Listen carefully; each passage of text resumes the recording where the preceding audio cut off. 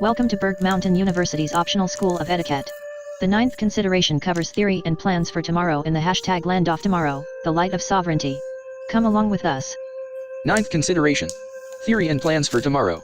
Determining direction, the sovereign steers the body. Calculating future situations and theory is formed where plans are drawn for a brighter tomorrow, finding domestic tranquility in a nuclear family. We just don't know of too many who could deal with more than one partner, as 3 or more individuals in a business venture is a corporation. As 50% looks a lot more profitable than 33.3%, and even so 25% is so on less and less. Usually one prefers to cater to another who prefers them just as much. Biology is an eminent force where proximity produces warriors and chiefs of many, while through breeding, training, war, and a little politics boys and girls ascend to princes, princesses, kings and queens. As every man is said to be the king of his own castle, relatively speaking, how much a warrior was worth to his nuclear family was not a factor, because technically warriors are communist. How so, do you say? Well, because as to warriors, money is rarely the issue, but principle drives men to positions where how can lesser be preferred to more. In society, men celebrate women they know and care for in their lives. We must remember to uphold the sanctity of a partnership, which is like a marriage, as surely the comfort of what's produced is more so under a partnership than a sole proprietor. But natives were less so concerned, where a kingdom being, bastard sons were nurtured, trained, and groomed in preparation for war. Native kings and related nobility were shielded from enemies by being surrounded by lesser nobility. As 2 is a company and 3 is more so a crowd, women prefer relative struggle and goals that may be accomplished.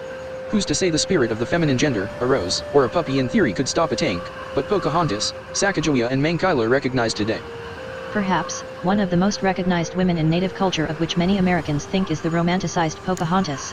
An image of royal youth and beauty as a spirited guide and assistance to John Smith in the wilderness of North America.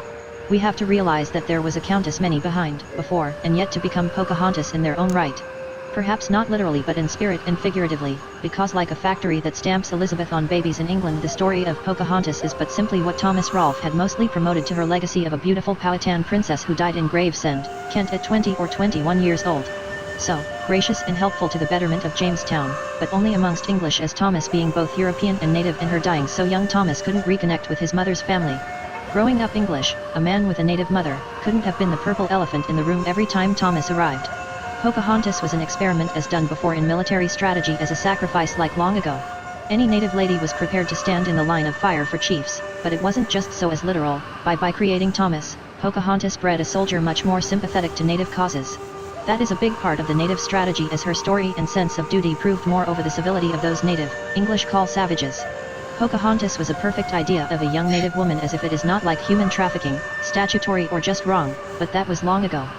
On an entirely different stage and under the operation of a different administration, we see in Sacagawea perhaps, and for sure see the French version of how the New World was explored. Why? Well, because there weren't native women just walking around a forest or town all willy-nilly. English seldom and more so rarely saw native females, where Sacagawea, like Pocahontas, was but a teenage princess. There was a wall constructed of more men than most, protecting and guarding chastity's belt, where some say it's silly, most remain quiet, and the few that grasp the concept will stand on its truth to the end. She assisted the Lewis and Clark expedition as they traveled through what was the Louisiana Purchase before incorporated into the U.S. Natives communities were throughout where Lewis and Clark explored, so Sacagawea felt at home where they went, but to explorers it was virgin territory. She was a Lemhi Shoshone tribe near Salmon, Idaho, where born in 1788, she was kidnapped by the Hidatsa in 1800, and at 13 the next year a non-consensual marriage with Toussaint Charbonneau, a trapper from Quebec. Sacagawea's new husband had with her bought another, Otter woman, whereas in 1804, when Lewis and Clark built Fort Mandan. When the explorers looked for interpreters, they knew they would need them. They contracted with Charbonneau, who claimed to use many languages and know what was called the snake language of Sacagawea. On November 4, 1804. Wilma Pearl Mankiller, 11/18/4504/06/10, was a Native American activist, social worker, community developer, and first woman elected principal chief of the Cherokee Nation. The last distinction should be enough to extend more reverence to the person she was. She served from 1985 to 1995 as principal chief, but before she was just a child from Tahlequah, Oklahoma, who lived in an allotment in Adair County. When she was 11 years old, her and her family moved to San Francisco under a federal government program to urbanize Native for what Americans then see considered a better life in the States. Matriculating from high school, Mankiller would marry a somewhat wealthy Equatorian, where from 2 children would result. Inspired by movements of the 1960s and involved in the occupation of Alcatraz, Mankiller afterward participated in struggles for land compensation for the Pitt River tribe.